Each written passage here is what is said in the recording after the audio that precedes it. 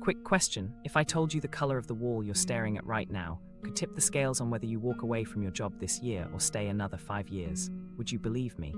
Many studies suggest that even tiny environmental cues subtly shape our choices over time, often without us realizing it. So if you've been feeling stuck in 2025, the issue may not be your willpower at all. It might be the invisible forces guiding your day-to-day. In this video, we'll explore how to identify when you're genuinely stuck, what science says about breakthrough moments, and the practical psychology-based actions that can help shift your path. And to understand why that sense of stuckness feels heavier than usual right now, we first need to look at what's happening in 2025 itself. Why 2025 feels like the year of feeling stuck. If 2025 feels unusually heavy and disorienting, you aren't imagining it. Data on workplace satisfaction continues to decline, with many employees reporting they no longer feel engaged by their jobs. Gallup and other industry analyses describe this as part of a broader Great Detachment, where people stay in roles but feel emotionally checked out, disconnected from purpose or progress. Beyond work, qualitative signals from surveys and experts point to a similar flatness in personal lives. More people describe their closest relationships as coasting rather than growing. The combination creates a cultural texture where dissatisfaction no longer shows up as a short slump, but as an ongoing atmosphere that lingers. Historically, human motivation has always moved in cycles. There are seasons when energy, creativity, and closeness dip before recovering. What feels different in 2025 is the loss of distinction between a normal downswing and true stalled momentum. That blurring has created a mental trap. If a work project hits resistance, many immediately assume it spells total failure. If a partner feels distant, the concern turns into catastrophic certainty. Maybe this is permanently broken. The ordinary pain of progress gets mislabeled as a dead end. That mislabeling amplifies frustration far more than the actual obstacle in front of us. An image that captures the mood is trying to stream a movie when your internet lags. The spinning circle appears and you ask yourself, is this just a delay or is the whole Wi-Fi down? Daily life in 2025 often feels like that. We struggle to judge whether we're experiencing a buffer that will pass or whether progress has fully crashed. That uncertainty, deciding between temporary wait and permanent break, is exhausting, even before any decision is made. Adding to the tension is a cultural climate that doesn't leave much room for patience. Messaging is everywhere urging us to quit quickly if something doesn't deliver immediate joy. That mindset sometimes protects people from wasted years, but it also erodes the ability to endure temporary slowdowns that naturally accompany growth. Paradoxically, the opposite also happens. In fields where opportunities feel limited, many employees stay far too long in draining roles, afraid that leaving would collapse their security. One group leaves prematurely, another group won't leave at all. Both end up calling themselves stuck, even though their roads they look opposite. These pressures don't stay contained in one area of life. Psychologists note how disappointments at work spill into relationships, and relational frustrations rebound into professional burnout. By now, data shows these struggles weaving into each other. When workers report rising disengagement, reports of loneliness and disconnection climb too. When partners describe coasting, their stress bleeds into job dissatisfaction. Instead of isolated problems, the weight doubles back and multiplies across all domains. That interlacing magnifies the sense of being trapped. The irony is that the fatigue many people feel doesn't always stem from actual overload. It often comes from ambiguity itself.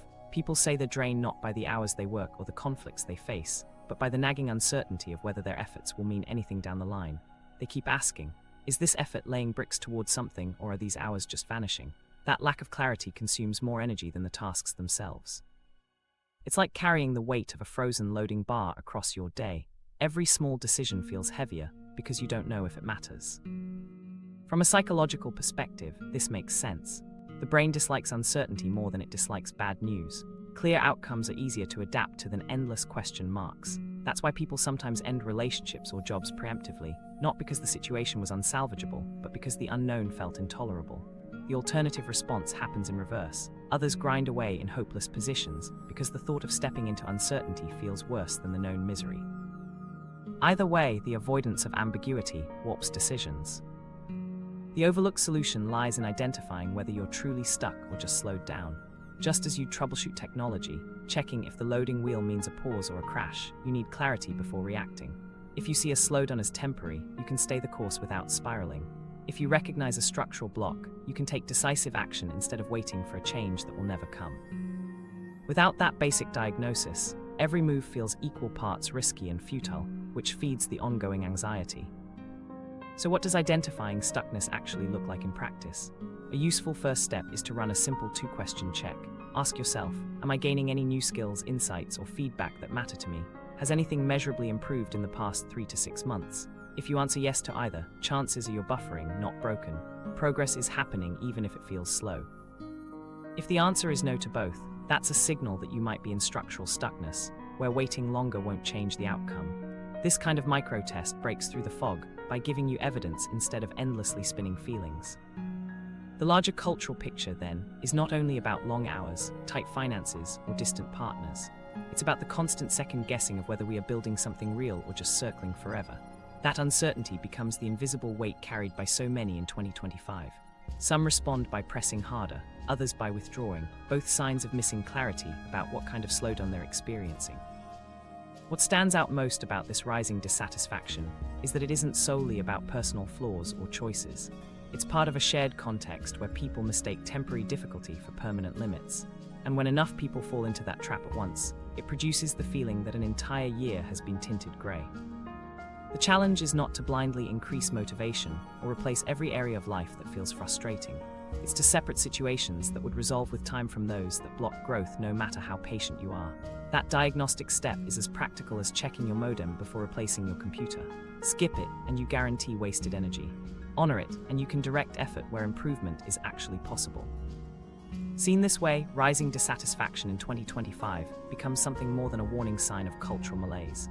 It can function as a prompt to investigate why frustration feels permanent and to test whether permanence is real. Distinguishing between slowdown and dead end is not just a neat trick. It might be the hinge on which future choices turn, determining whether you finally step forward or spend more years circling. And if frustration can take root in ways this subtle, it forces us to admit that other small, often invisible forces may also be shaping our choices. Some of them are hiding in places you'd never think to question. One of the strangest examples starts with something as ordinary as the first word most of us ever learn to respond to, our own name. The invisible weight of names. It may sound strange, but the name you carry can shape your path more than you expect. Not because a word has mystical power, but because it acts as a repeated social signal woven into everyday exchanges. Every email signature, every handshake, every introduction begins with it. That moment becomes the first impression others process, and psychologists note that small differences in pronounceability or familiarity often nudge how people respond to you. A name that feels easy to say or recall tends to fit more comfortably into memory, while one that requires extra effort may spark hesitation. It's not that names decide a life, they don't, but across hundreds of moments, those little hesitations can accumulate into meaningful differences. Research in psychology has observed what's called the pronounceability effect. People with names that are faster to process or easier to say often receive quicker recognition in areas like hiring or promotions. The finding doesn't mean talent or work ethic are less important. It shows how small perceptual biases slip into decision-making before skill even enters the conversation. Scholars still debate the strength of the effect and how much is cultural context versus bias, yet across repeated studies, the pattern appears consistently. Fluency influences preference. That means your name, like other cues, can tilt opportunity in ways that feel invisible while they're happening. Consider a hiring example. A recruiter scans through dozens of applications in a rush. Before they assess qualifications, the first detail they encounter is the name at the top. If one feels effortless to pronounce, it often gets processed without friction. Another name, equally valid, may slow the reader down with uncertain syllables. That micro-delay isn't felt as negative, but the cognitive pause can push attention slightly away. Over time, when these moments repeat across decades, one applicant may receive more callbacks, not for being better, but for being easier to digest at a cognitive level. This subtle tendency doesn't dictate outcomes, but it layers weight quietly onto the scales of opportunity. The same mechanics show up outside the workplace. In networking contexts where dozens of introductions blur together, the names that can be repeated smoothly are usually the ones recalled later. If a coworker remembers your name without effort, they're more likely to bring it up again in conversation. This recall has little to do with competence. It reflects the brain's preference for shortcuts. Humans lean toward what costs less mental effort, which is why certain names circulate in memory and conversation more than others. It isn't prejudice in every case, but rather a cognitive preference for fluency. Dating research has uncovered similar biases. On platforms built around speed, people make decisions in seconds, scanning details in quick succession. Experiments show that names which feel easy or familiar to pronounce often receive more matches. Participants rarely articulate why they don't say, "This name feels smoother." Instead, the name gives a subtle edge in a process where milliseconds sway behavior. In both careers and relationships, the mechanics are the same. Not destiny, but nudges that influence outcomes when repeated often enough. The effect is easy to overlook until you apply it to a simple narrative.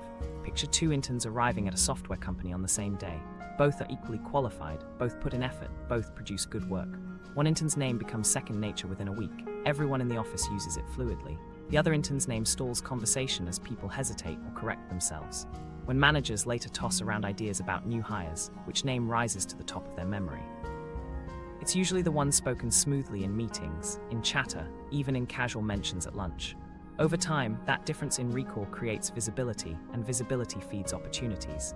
It's not fair, but it follows how minds operate. Recognition rides on fluency. Still, none of this means names control our futures. Influences stack in complex ways, and skills, networks, and persistence matter far more.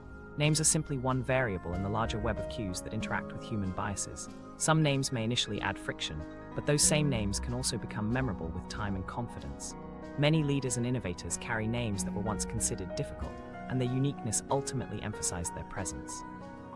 The point isn't to see names as doors that predetermine fate. It's to see them as levers that quietly influence interactions, levers we can understand and at times adjust. Practical strategies exist for those who have noticed their name becoming a hurdle. One simple tactic is to reduce friction in early introductions by pairing your name with a phonetic hint. Saying "it rhymes with" or writing a brief pronunciation line in a digital bio quickly trains others while lowering social hesitation. Another effective move, suggested by professionals facing this barrier, is to add a short nickname in brackets to an email signature, while retaining the full name in formal contexts. Both methods keep identity intact, while lowering the barriers created by unfamiliarity. These minor microactions can make repeated interactions smoother, which weakens the effect of initial bias. Awareness works in both directions. It's just as important to notice how you respond to names as how others respond to yours. When you meet someone with a name you stumble over, the instinct is often to avoid saying it. That avoidance limits connection before it starts. Pausing to learn it, rehearse it, or even ask politely for guidance signals respect, but equally trains your brain to override its tendency toward ease.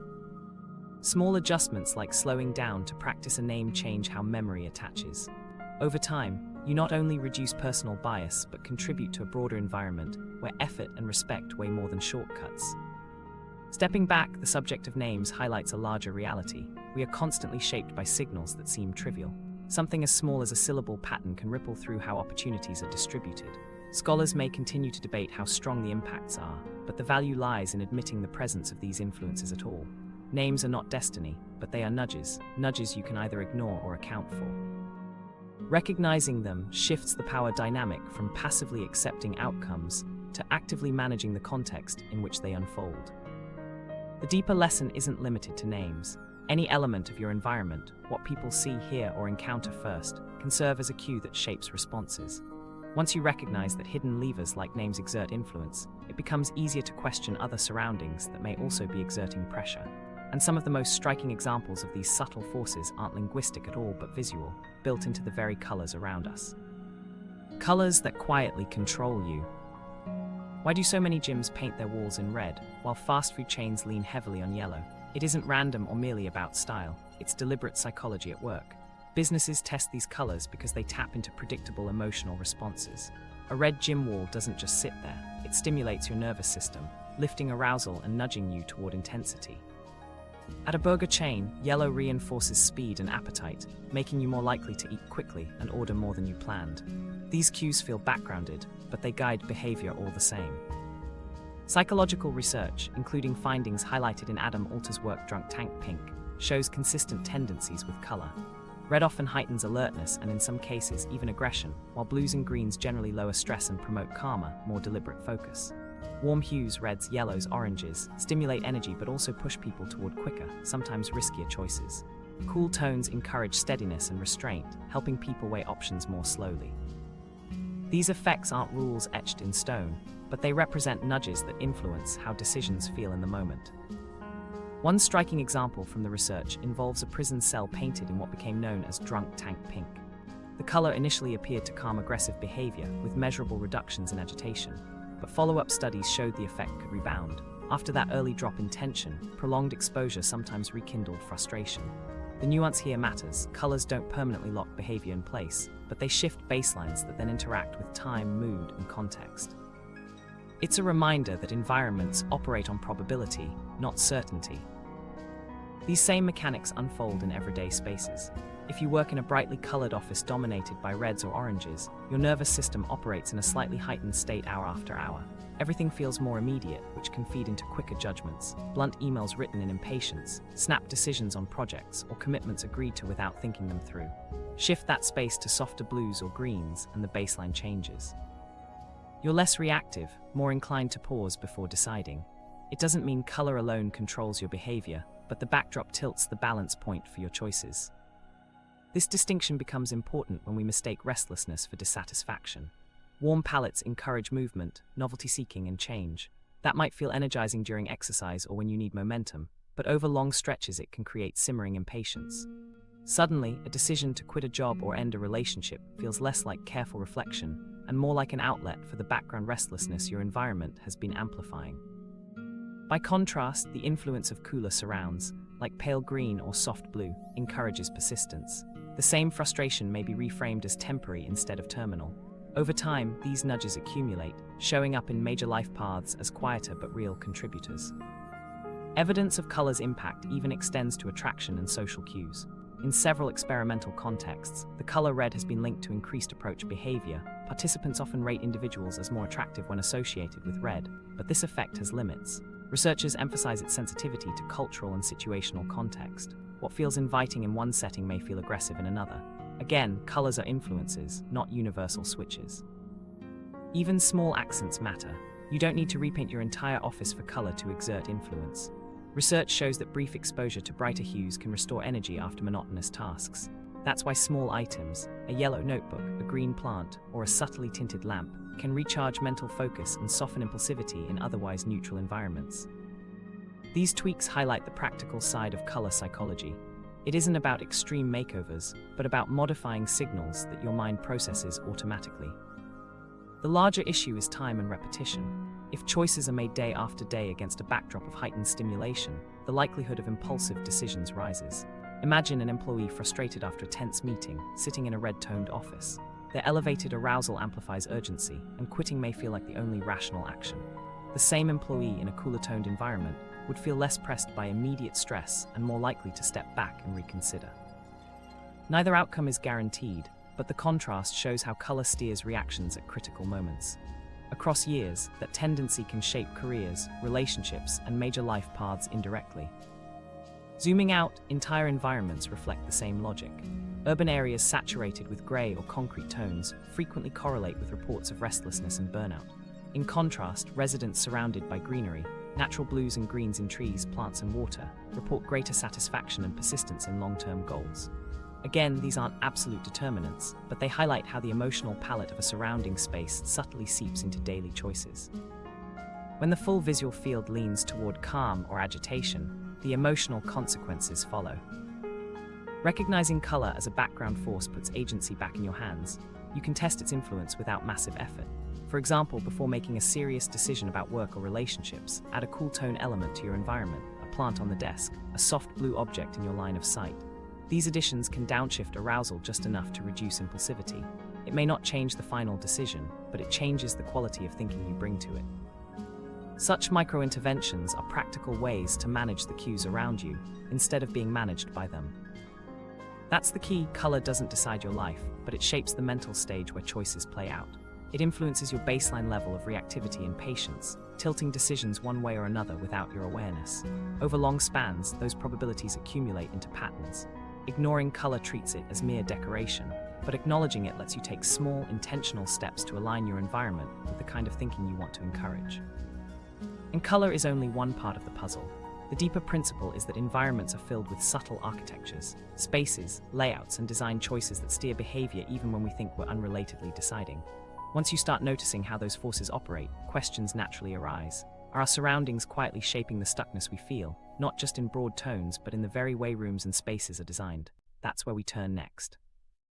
The trap of environments you don't notice. Ever notice how one room in your home makes you restless, but stepping into another instantly calms you? That difference isn't random. The way a space is lit, how furniture is arranged, and even how objects are placed silently shapes what you do next. You don't sit and consciously analyze it. Your brain interprets these signals in the background, nudging you before you feel like a decision has even been made. That's the trap of environments you don't notice. The influence feels invisible, so you mistake environmental design for self-discipline or personality. Psychologists describe this as choice architecture. The term sounds technical, but the idea is straightforward. Physical layouts set default paths that people follow.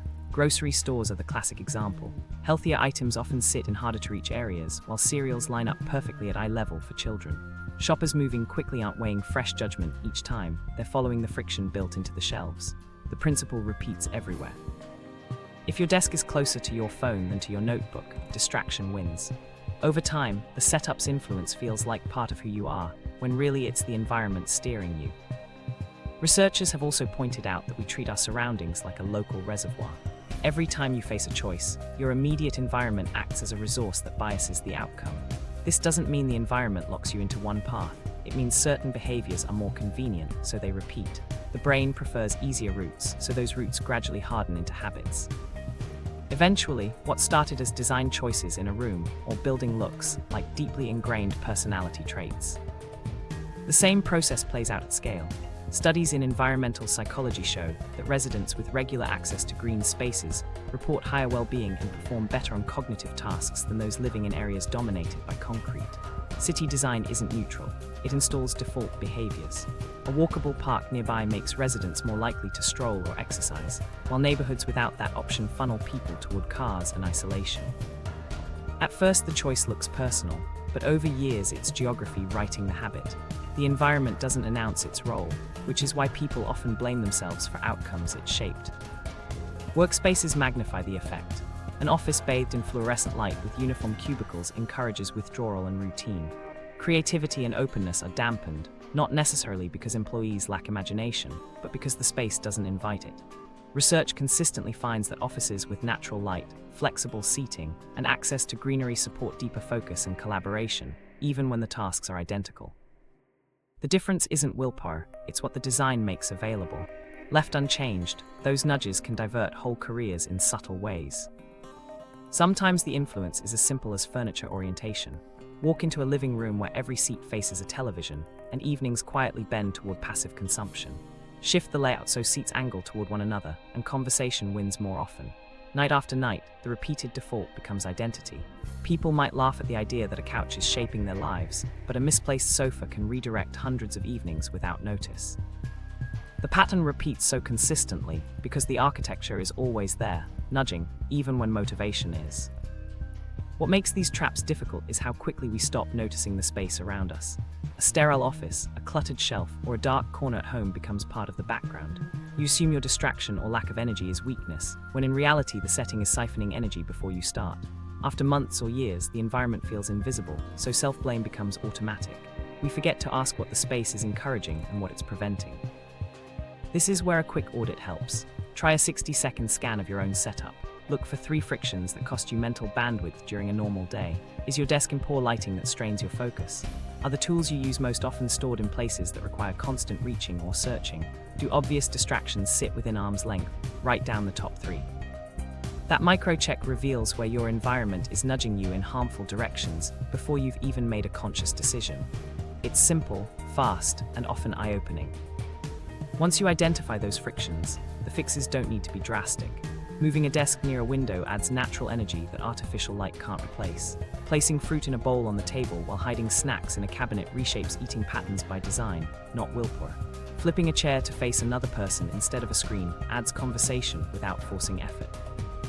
These adjustments may look small, but when multiplied by hundreds of daily cues, they stand between long-term drift and steady growth. The bigger point is that environmental influence isn't a theory, it's measurable.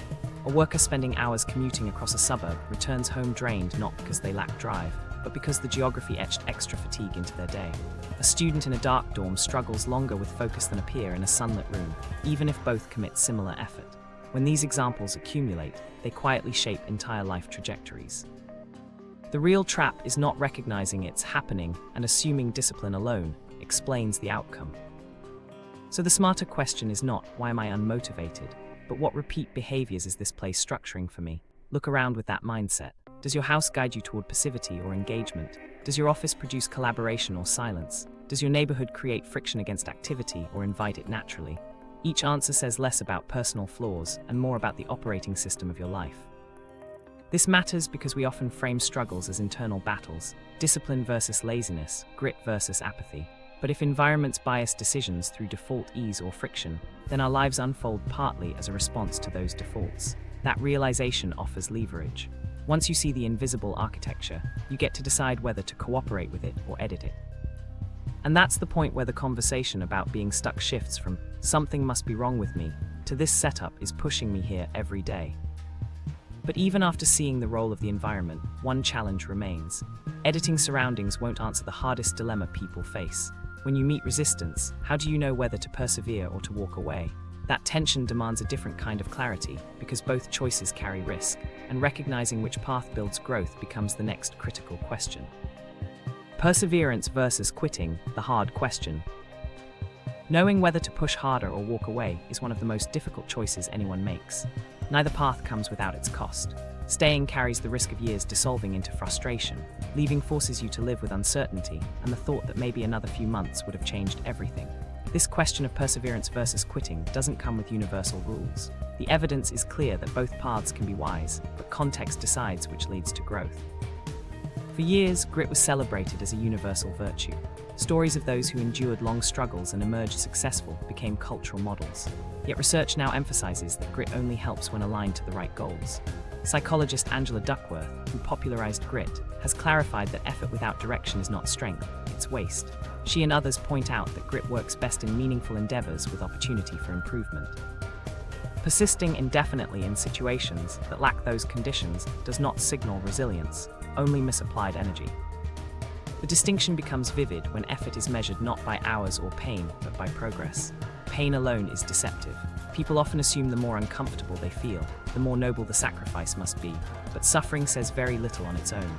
Anyone can sit in discomfort without moving forward. The question is whether pain accompanies measurable development. If you're acquiring new skills, building deeper trust, or watching the gap between your current state and your desired outcome shrink, then endurance has meaning. If your effort leaves you standing in the same place month after month, suffering becomes a mask for inertia. This is where researchers advise a simple heuristic: measure progress, not pain. Ask whether the distance between where you are and where you want to be is shrinking over time. If you can chart clear movement across 3 to 6 months, the struggles are part of perseverance. If the markers stay flat, the struggle has hardened into a grinding loop. That diagnostic cuts through the fog of emotion and reframes the decision with evidence rather than pride. The trap many fall into is the sunk cost effect, overvaluing what they've already invested. After years in a relationship or career, leaving feels like admitting the time was wasted.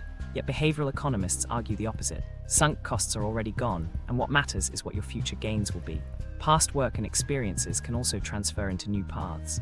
A lawyer who leaves practice for policy isn't abandoning their degree, they're repurposing it.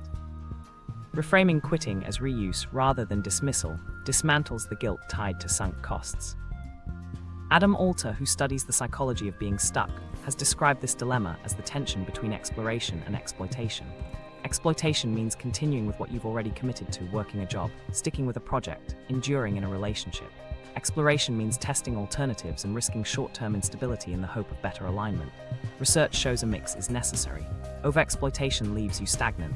Endless exploration prevents stability. Success often comes from knowing when to shift, not from worshipping one side. Consider a streamlined example. 2 graduates start in similar roles. One keeps grinding in a misaligned job for 8 years, convinced endurance shows virtue. The other recognizes after 2 years that the fit is wrong and pivots. The first ends up with years of exhaustion and little fresh growth. The second, though uncertain at first, compounds new skills and finds momentum in a role better matched to their strengths. Research on careers highlights that early pivots often appear like failure in the short term, but lay groundwork for breakthroughs later, the very pattern Alter describes. Another layer comes from how identity shapes perseverance. Some build their self-image around being the type who never quits. That label becomes so central that leaving any pursuit feels like betrayal of self. This rigid identity can trap people even more tightly than external barriers. The cost is not just wasted time, but a narrowing of curiosity and flexibility. By contrast, those who hold a broader identity, valuing adaptability rather than one fixed trait, are freer to shift. They use persistence strategically, not automatically. Flexibility itself becomes the enduring trait. The balance of research cautions against absolute claims. Persistence sometimes unlocks what feels impossible, the illusion of the creative cliff where people assume they've plateaued just before breakthroughs occur. Other times, quitting is the only rational response to blocked progress. Both grit and surrender hold value in their place. Evidence from psychology, career studies, and behavioral economics all converge on one point. Perseverance only pays when it is paired with measurable forward movement. So what does applying this look like in practice? One pragmatic step is to set a progress metric before committing to long endurance. Choose a sign, specific skill growth, tangible feedback, or a measurable outcome to track across 3 to 6 months. Pair it with a clear exit signal. If by the chosen point there is no improvement, treat the situation as structural stuckness, not temporary difficulty. This avoids endless cycles of waiting without change. Having those markers written down creates accountability against self-deception. It is also useful to swap the guiding question. Instead of asking, "Am I tough enough to endure this?" ask, "What will staying add to me in the next 6 months?" That shift reinforces progress as the measure. Strength without gain is self-punishment. Strength with gain is perseverance. Quitting then becomes not weakness, but recognition that endurance without payoff corrupts its own purpose. This framework matters because so many people in 2025 describe feeling trapped in the grind. The instinct is to romanticize endurance or pathologize quitting. But the truth, backed by psychology, is more specific. Endurance becomes perseverance only when challenges reshape you into something greater. Quitting becomes wise when challenges offer only erosion. Each option requires courage, but one requires evidence of growth, while the other demands honesty about its absence. The hardest part is applying this logic not in hindsight, but in the middle of choice.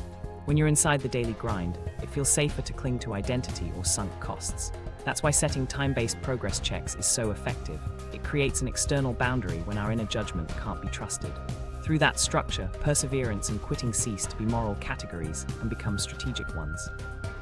When framed this way, the perseverance versus quitting question stops being about personality traits and starts being about context. The goal is not to prove you're strong by enduring anything or prove you're bold by walking away from everything. The goal is to clarify which path brings compounding returns. That clarity is rare, but it's also what separates the grind from real progress. And once you recognize that clarity isn't only an internal battle, but something structured by the systems, environments, and cues around you, another influence comes into view.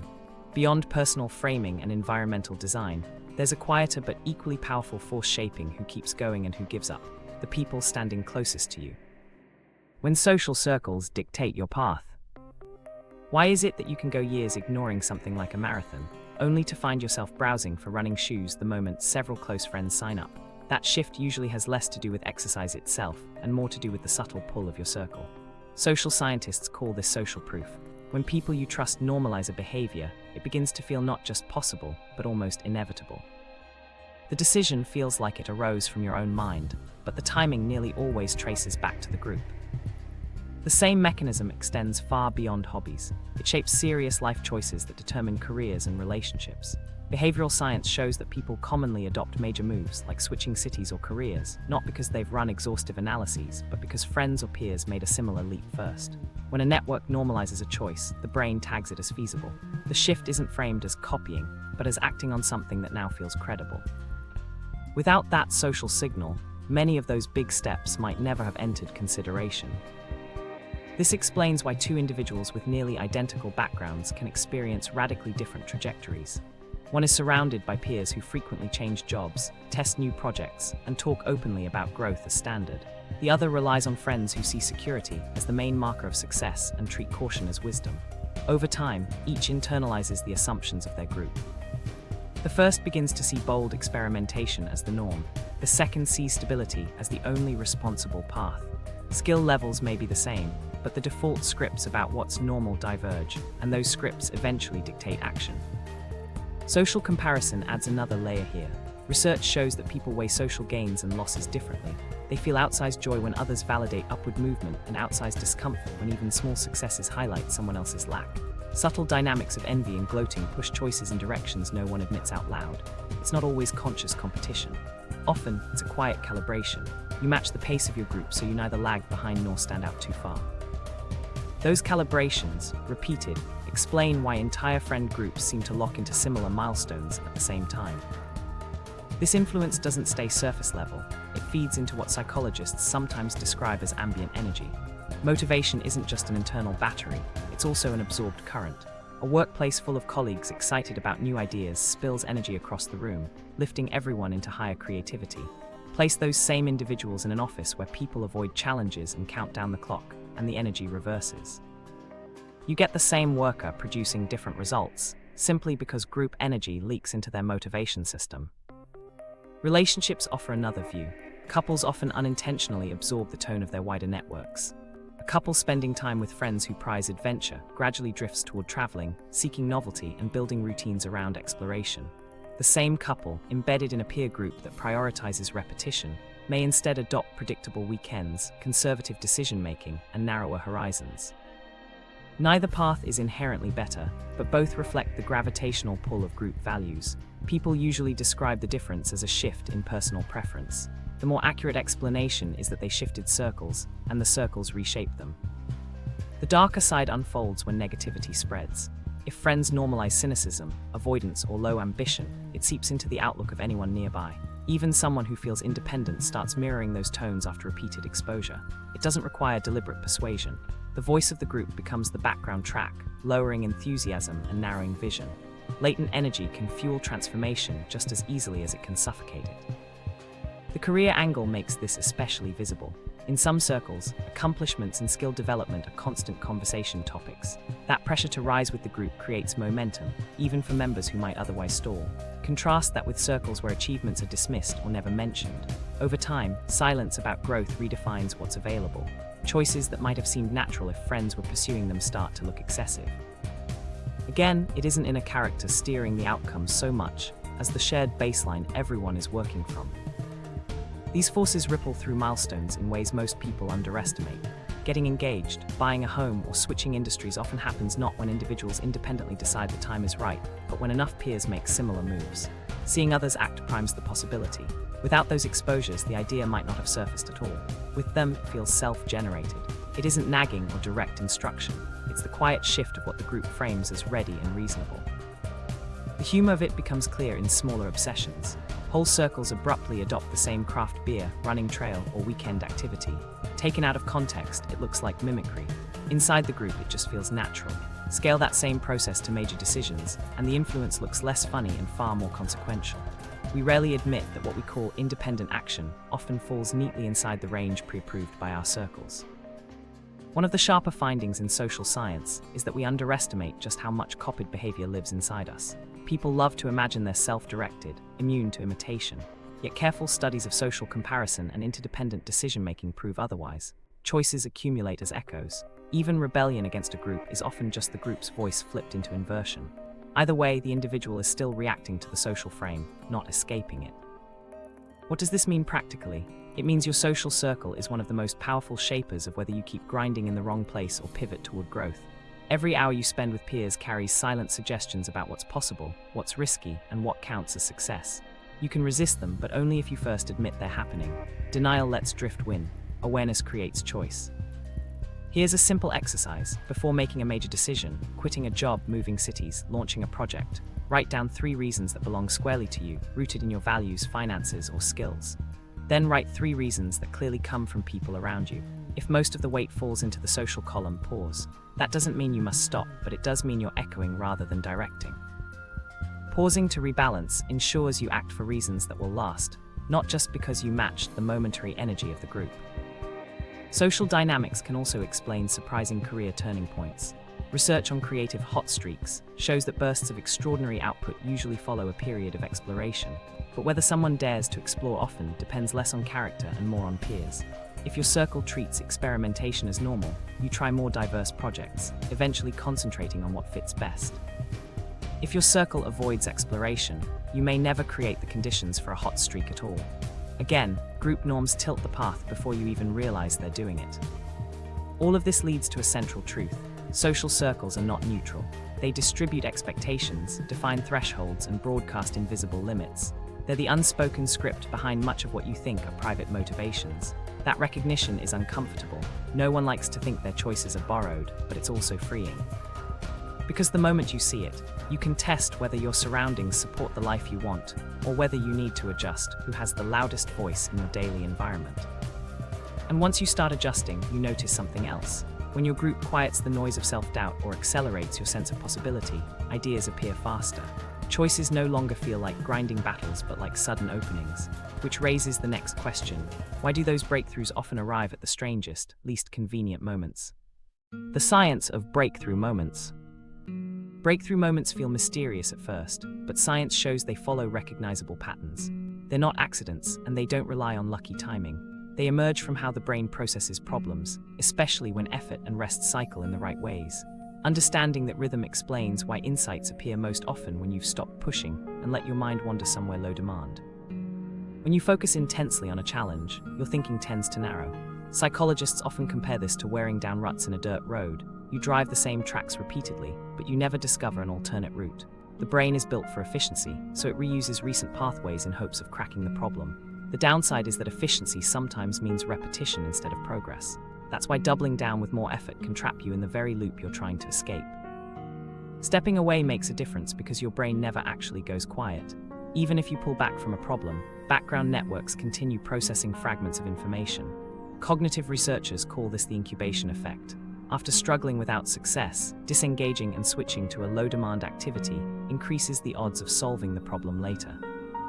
Light chores, a walk, or a shower work especially well because they leave mental space clear, while keeping your body occupied just enough to increase blood flow and alertness. In that state, hidden connections surface more easily. It's not magic, it's incubation doing its work. Novelty adds another critical piece. New surroundings or stimuli interrupt habitual thought loops. Traveling, meeting new people, or even taking an unfamiliar route to work all force the brain to form fresh impressions. That injection of novelty comes with a small dopamine surge, connected to curiosity and learning. With dopamine elevated, your brain is more willing to test odd connections that seemed irrelevant before. Many creative solutions emerge not from inventing new ingredients, but from recombining old ones in unfamiliar ways. Novelty is the spark that rearranges the materials you've already gathered. Curiosity operates in parallel. Unlike focused problem-solving, curiosity doesn't rush toward the fastest answer. It primes you to explore without knowing where payoff lies. Children naturally display this, probing, questioning, experimenting even without obvious short-term rewards. Adults, by contrast, often let routines dull curiosity, which also reduces mental flexibility. Turning curiosity back on, even through small questions, pushes your brain into a more exploratory mode. This shift is exactly what creates openings for breakthroughs when linear progress has stalled. Consider a familiar scenario. You spend hours straining at your desk, willing a solution into existence with sheer focus, only to come up empty. Later, while grabbing a snack or tossing laundry into the machine, the answer clicks into place uninvited. This isn't coincidence. You gave your deeper networks breathing room to combine ideas without the interference of overfocus. Breakthroughs often feel surprising simply because the groundwork happened below awareness. Once attention relaxed, the solution rose to the surface. Effective downtime isn't the same as mindless scrolling. Digital feeds flood the brain with noise, leaving less background capacity for incubation. Research highlights that the most reliable forms of insight-friendly downtime are repetitive activities with low complexity: walking, showering, cooking simple meals, tidying a room. These conditions reduce active demands and supply just enough rhythm to keep the mind steady without overload. When you return to the original task, you often realize progress continued without you noticing. Experiments show incubation's reliability. In study after study, groups given a break filled with irrelevant, low-demand tasks outperform groups who grind away non-stop. The pause matters because it lets idea fragments reorganize in fresh ways. Applied to life decisions, the logic holds. Painstakingly overthinking career options or relationships in one sitting rarely produces clarity. Distraction through another simple activity or a change of scenery often does. Step back, let the background run, and answers tend to arrive later in sharper form. Shower has become the popular cliché, but there's a reason it shows up so often. It bundles several breakthrough conditions at once: repetitive movements, sensory novelty from water temperature and pressure, isolation from external inputs, and relaxation of tense muscles. That cocktail reduces stress and clears mental space. It isn't the water that delivers answers, but the way the activity shifts your brain state just enough for hidden connections to emerge. At the desk, focus locked you in. In the shower, your brain finally had freedom to roam. Breakthroughs usually feel like lightning bolts, but they unfold as a sequence. First comes effort, loading the brain with problem fragments. Second comes incubation, stepping away into a low-demand, non-verbal activity. Third comes novelty, curiosity, or a shift in setting that jolts the brain into trying fresh associations. When you recognize this three-step formula, insight stops being a matter of chance. You can engineer conditions that make breakthroughs more probable. Here's a practical experiment you can try immediately. Pick one problem you're working on and give yourself a focused 25-minute session.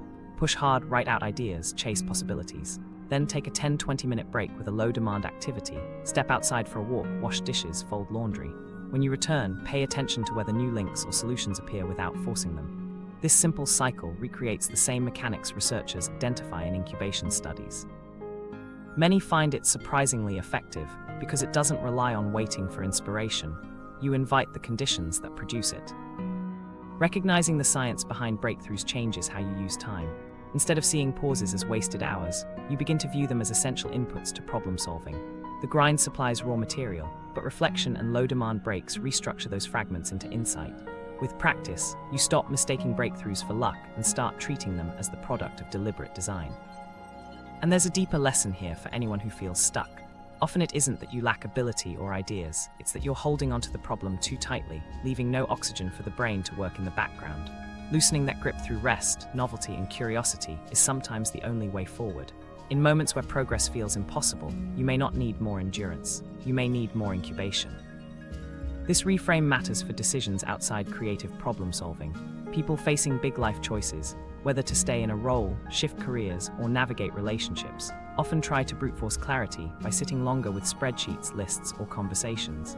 Yet science suggests the limiting factor isn't time spent weighing, but the absence of recovery for your thinking loops. The breakthrough moment about direction is more likely to land when you've stepped away long enough for fresh connections to cohere quietly. So the next time you're waiting for an insight, build conditions instead of waiting on chance. Work until you've loaded the problem, then step back with something simple to occupy your hands, then re-enter with curiosity. That three-stage cycle is simple, repeatable, and supported by research. Once you understand it, the odd timing of breakthroughs makes far more sense. What emerges from all this is a kind of paradox. The harder you try in one stretch, the more blocked you can become. And yet structured breaks transform that block into progress. In other words, clarity often takes cooperation with your brain's rhythms, not resistance to them. That recognition doesn't just change how you solve problems, it reframes how you interpret being stuck. But even with this understanding, another obstacle looms. In modern life, many of us don't just struggle with effort and rest, we get lost in a different kind of loop. A loop created not by lack of insight, but by endless searching for the best possible choice. And that trap carries its own form of paralysis. The 2025 crisis of maximizers. Do you ever spend nearly an hour comparing restaurants on delivery apps only to realize you're no longer hungry? That spiral is more than indecision. It's a snapshot of what psychologists describe as the maximizer mindset. A maximizer feels uneasy until they've located what they believe is the single best choice, regardless of the category. Their counterpart, the satisficer, is satisfied once an option meets their personal standard of good enough. The difference may seem small in passing, but in 2025, a year defined by constant choice and infinite scrolling, the contrast strongly affects how people feel day to day. Psychologists studying decision-making have consistently found that maximizers report lower subjective well-being than satisficers, even though maximizers sometimes secure objectively better results. A maximizer may land a slightly higher-paying job or find a flashier apartment, yet they often enjoy those outcomes less because of the anxiety generated during the search. A satisficer, by contrast, may close the loop sooner, avoid exhaustion, and end up happier with a choice that looks average on paper. In environments with modest options, that gap doesn't matter much. But in the 2025 ecosystem of constant streaming menus, sprawling job boards, and endless dating profiles, the maximizer trap expands into a genuine mental health challenge. The sheer volume of options turns what should be liberating into something that feels heavy. Looking for a show to watch offers hundreds of choices across streaming platforms. Searching for a job in 2025 doesn't bring 10 openings but thousands across cities, industries, and remote formats. Dating apps display seemingly endless profiles, each suggesting possibility. The paradox is evident: abundance should provide control, but for maximizers it amplifies pressure. Every choice is a reminder that another option, a potentially better one, might still be waiting just beyond the current page. This pressure doesn't encourage action. It sustains loops of comparison that delay movement entirely. Young professionals provide a clear example.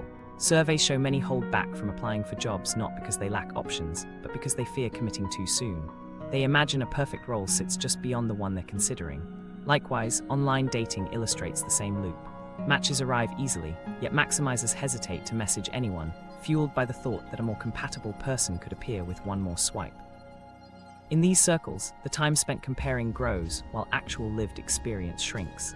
The cost is measured not only in wasted hours, but in the anxiety produced by imagining lost alternatives. The result is often paralysis. Maximizers scroll through listings, toggle filters, and research endlessly, but fail to act.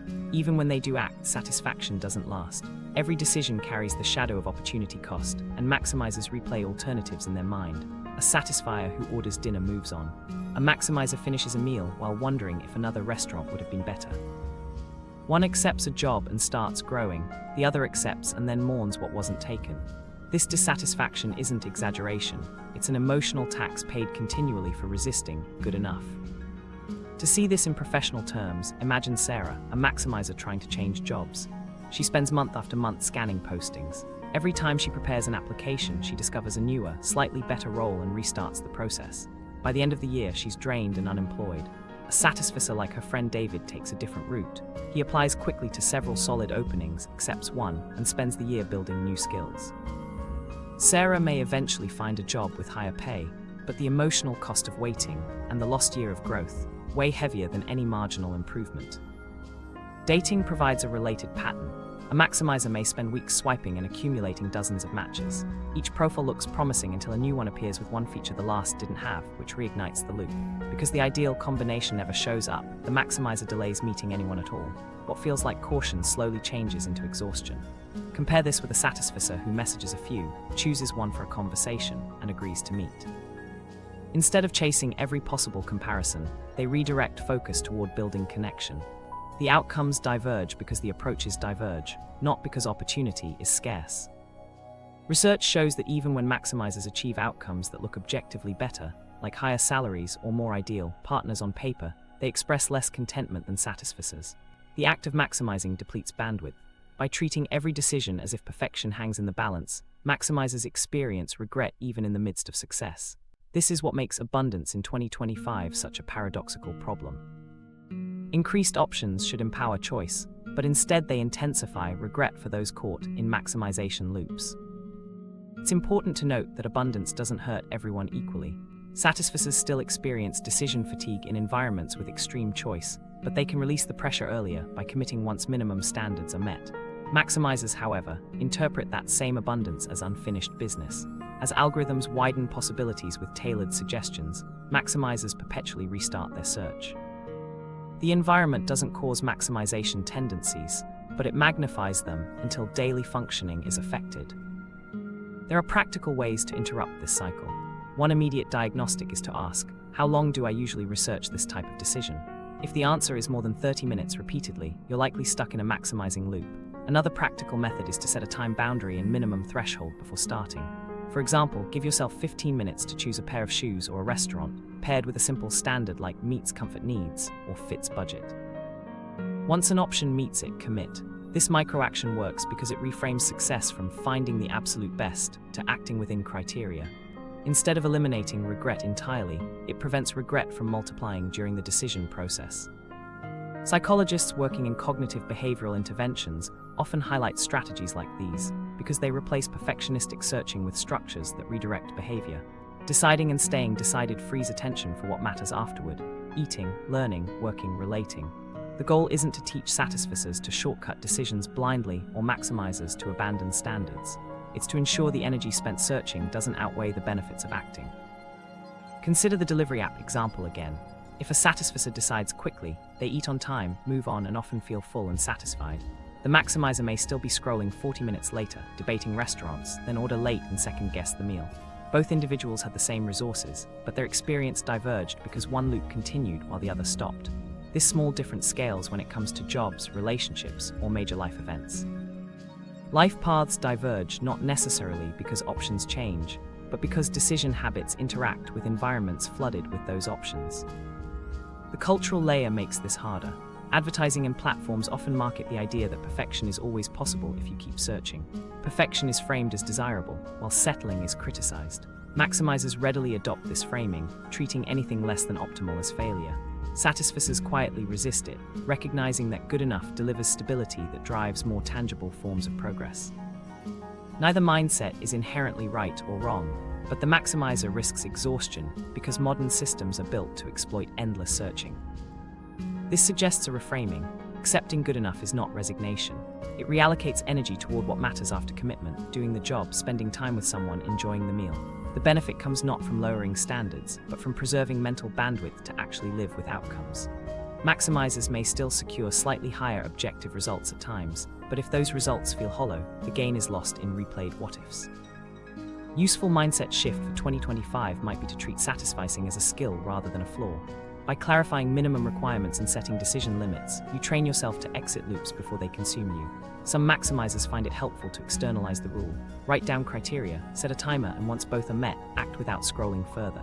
That structure doesn't guarantee contentment, but it creates a healthier balance where choice doesn't trigger paralysis. Looking beyond individual decisions, the broader question is what this means for people who already feel weighed down in 2025. If maximization loops can trap professionals, daters, and consumers despite having abundant opportunity, then feeling stuck may not always mean structural failure. Sometimes it simply means getting caught in decision cycles that sap energy before progress can show up. And that distinction between circumstances that truly block progress and moments where exhaustion comes from your own patterns becomes critical if you want to understand whether you're actually stuck or simply tired of searching. How to spot a fake stuck versus real stuck.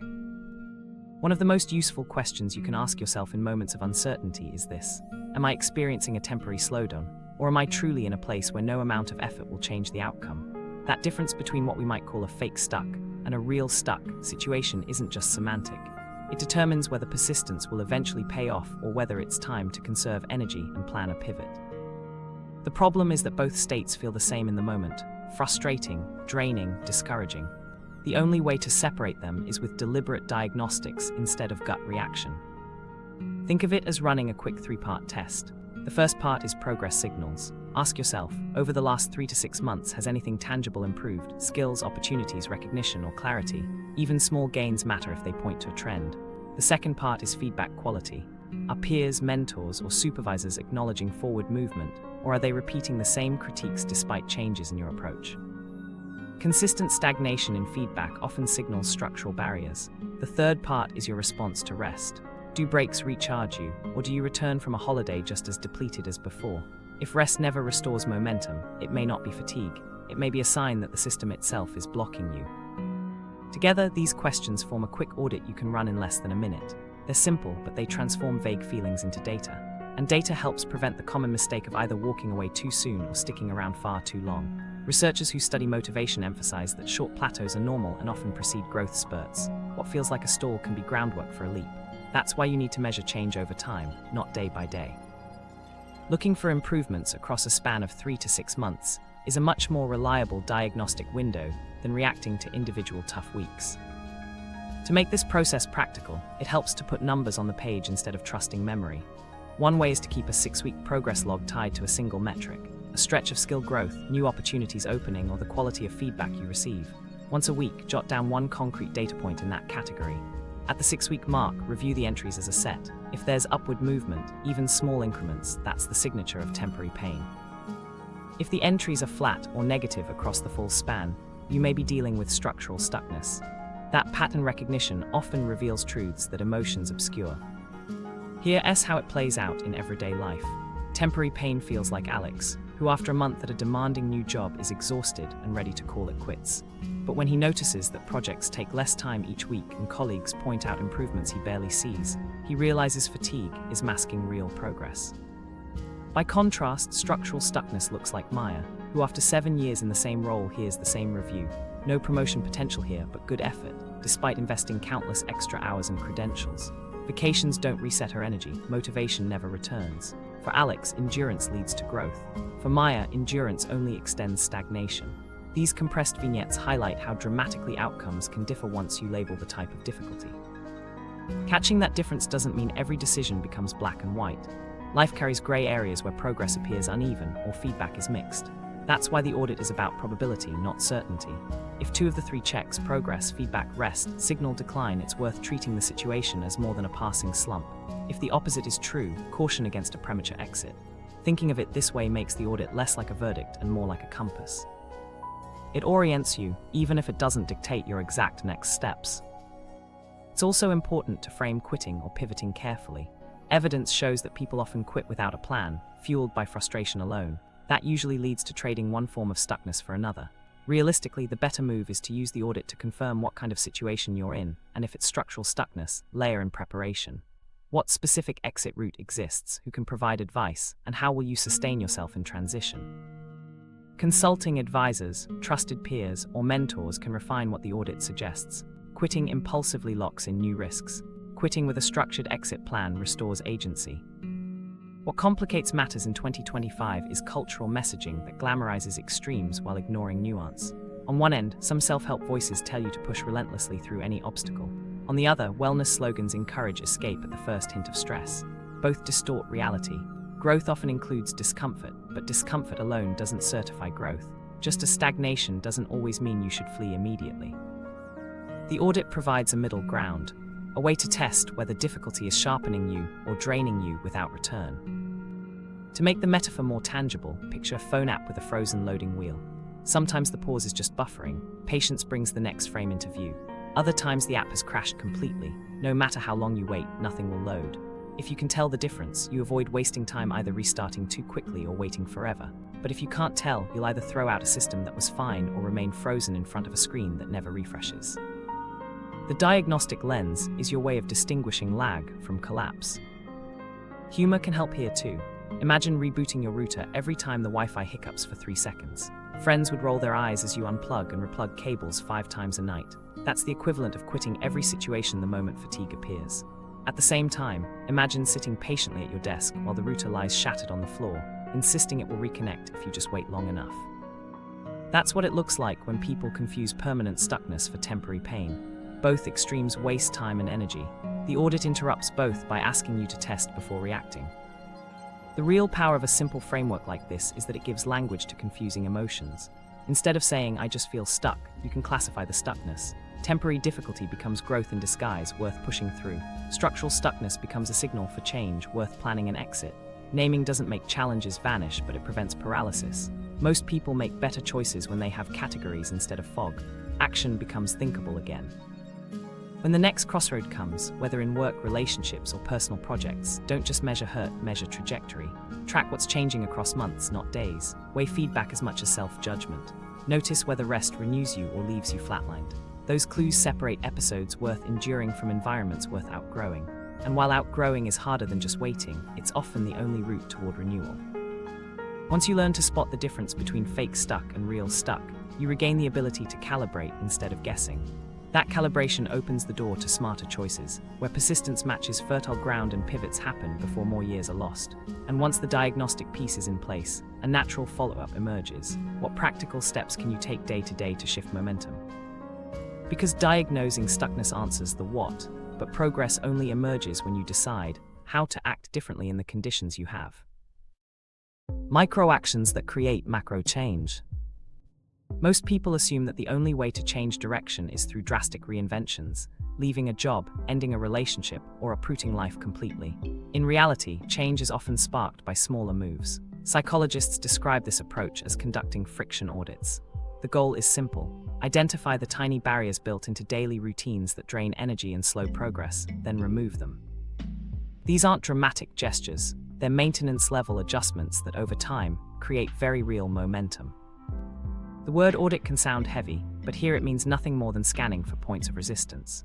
Ask yourself, what small tasks each day leave me feeling heavier than they should? the answers usually point to unseen friction. One person notices their workspace is so cluttered that starting any project feels overwhelming. Another realizes that a noisy commute leaves them irritable before work even begins. None of these obstacles are overwhelming individually, but together, repeated for weeks, they imitate the sensation of being stuck. When you resolve even one, the entire system starts to feel lighter. A practical way to run this kind of audit is to use a simple 3-step template. First, list 3 daily frictions that cost you more energy than they should. Second, choose the easiest possible fix for each one, even if it seems too minor to matter. Third, apply those fixes for 7 days, and at the end of the week, measure your energy and mood. The power of this process is not in radical action, but in consistent testing. Research in organizational psychology makes the same point. Studies of workplaces that reduced everyday barriers, whether through clearer scheduling, minor environmental tweaks, or small boosts in manager support, showed outsized returns in engagement and retention. In other words, trimming friction works because the system that supports action becomes easier to use. To see how this looks in practice, consider the setup of a typical desk. If essential tools, a notebook, a laptop charger, a reference guide, are buried in drawers, motivation takes a hit every time you need them. Each additional pause chips away at momentum. Rearranging these items for easier access eliminates unnecessary delays. A creative worker who keeps a sketchpad within arm's reach captures more ideas. A student who props a laptop at proper height reduces fatigue. These are practical micro-actions that quietly compound into larger behavioral shifts. The same principle applies to commuting. A long, unpredictable trip doesn't only take up time, it primes frustration into the hours before and after work. People often assume their dissatisfaction comes from the job itself, when it's actually tied to how they arrive there. Adjusting work hours to avoid crowded transit, experimenting with alternative routes, or using calming audio during travel changes the emotional residue before the day even begins. The work may feel more tolerable, sometimes even satisfying, simply because the points of friction bracketing the day were reduced. Relationships benefit from this approach too. It's easy to assume that tension requires major ultimatums. Often what's really needed is a new setting for interaction. A friend group meeting exclusively in hectic, noisy spaces might feel distant not because of failing connection, but because conversation is drowned out. Shifting even a single weekly meetup into a quieter space restores depth. For partners, changing one routine, taking an evening walk instead of defaulting to screens, can soften patterns of disconnection. Again, the shift is minimal, but the felt difference is significant. Why do these subtle actions work so well? Human behavior depends heavily on inertia. The brain favors repeating what it already does, even if the outcome isn't beneficial. That explains why people remain locked in unhelpful loops. Large overhauls often spark resistance because they overwhelm the system. Small adjustments bypass the threat response. They slip under the radar. With repetition, these tweaks carve new grooves into routine, producing more enduring change than a dramatic overhaul that collapses after a few days. Think of it mechanically. If life feels like it's grinding, you don't dismantle the whole engine. You clear out the grit that makes the gears stick. Behavior works the same way. Strip away unnecessary drag and the system moves smoother without needing new parts. That's the logic of friction audits, not transformation by force, but movement by removal of barriers. Once you see the principle, its reach becomes clear. Schools that adjust light and seating improve learning outcomes. Offices that introduce natural elements lower stress and boost retention. Cafeterias that place fruit at eye level see healthier choices multiply. These are not grand reorganizations of culture or identity. They're micro-changes that design the environment to shape safer defaults. And the same lessons apply at a personal scale. It also works in reverse. Friction doesn't only block progress. Friction can be arranged to block distraction. A runner who places shoes in the hallway almost guarantees one less excuse. A reader who sets a book on the nightstand is primed to reach for it instead of a phone. A saver who automates transfers builds financial security without constant willpower. Each of these steps is small enough to ignore, yet repeated across months and years, they accumulate into major outcomes. To illustrate, imagine two people who feel equally dissatisfied. Person A attempts reinvention, resolve to quit the job, move cities, and reset life completely. The plan collapses, logistics overwhelm them, fear grows, nothing sticks. Person B does something quieter. They rearrange the desk for easier access. They adjust the commute to include one short restorative habit. They reset one shared routine with a partner. None of these moves seem transformative on their own, but combined over months, a different trajectory takes shape. The second approach proves durable because the foundation of energy, mood, and connection shifted in small increments. Context matters too. In a year like 2025, where many feel drained, grand speeches about total reinvention may only increase exhaustion. Asking someone already stretched thin to rebuild everything risks paralysis. Microactions, by contrast, demand much less upfront. Rearranging a space, resetting a routine, or shifting a small default is more achievable, but still enough to spark progress. And crucially, progress, even in small doses, restores hope. Hope encourages the next step. The cycle feeds itself. Here's a practical suggestion you can try immediately. Pick one friction in your space and remove it before this video ends. Move your phone into another room while you work. Place a glass of water within arm's reach. Clear one item of clutter from your desk. Time required, less than a minute. This isn't about transforming your life in 60 seconds. It's about proving progress is possible even when energy feels low. If you commit to repeating small changes for 1 week, you'll begin to feel the compounded effect. To make it interactive, consider sharing in the comments the one microaction you chose and what happened after 7 days. Did rearranging a workspace ease focus? Did moving snacks alter eating patterns? Did leaving shoes out lead to actual runs? The point isn't scale, it's accumulation. Each reported shift demonstrates that microactions stack into visible change. The deeper lesson here is that being stuck often dissolves not through a single big leap, but through minimal edits to daily patterns. Fix the small barriers, and the larger system recalibrates. Move one step at a time, and momentum builds naturally rather than through forced reinvention. Recognizing this gives you practical leverage. You don't have to wait until you're ready for massive upheaval to adjust your path. You can begin with shifts so minor they barely register, and yet over time, they multiply into significant change. Instead of waiting for dramatic escape moves, you create a smoother landscape for choices that already exist. And while these microactions are accessible and tangible, they point back to a larger reality. Very often, our biggest life patterns are guided not by dramatic acts of will, but by subtle cues built into our environment. The influences we underestimate, names, colors, spaces, and routines, carry a quiet weight that directs us more than we admit. Seeing those forces clearly is the first step to using them well. Big life choices often emerge from small, overlooked details. The names people hear first, the colors that set your mood, the layouts that steer your behavior, all act as subtle levers shaping what feels possible. These cues don't shout, but they accumulate, and noticing them gives you a way to test whether you're facing temporary slowdown or structural stuckness. Instead of trying to reinvent everything at once, start simple. Run the 3-question stuck check, clear one daily friction through a quick audit, or step away for one incubation break. If this resonated, pick one microaction today and share in the comments what you'll try first. Sometimes the biggest turnarounds begin with repainting just one corner of your world.